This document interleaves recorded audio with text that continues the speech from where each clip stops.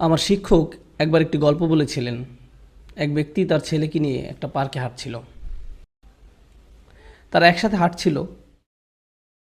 ছেলেটি গাছের উপর একটা কাক দেখে বলল, বাবা, এটা কি? এটা কি? বাচ্চার বয়স ছিল 2 বছর।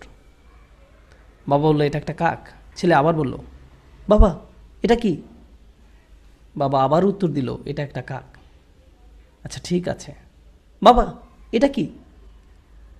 বাবা বলল, এটা একটা কাক। ও, কাক! এটা কি?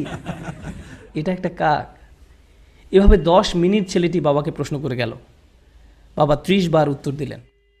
তিনি একটা ছোট ডায়েরিতে লিখে রাখলেন, আমার ছেলে আজ পার্কে হাঁটার সময় একটি কাককে নিয়ে 30 বার প্রশ্ন করেছে, যেটা ছিল পৃথিবীর সবচেয়ে সুন্দর জিনিস। 30 বছর পর ছেলের বয়স এখন 2 বছর না, তার বয়স 32 বছর।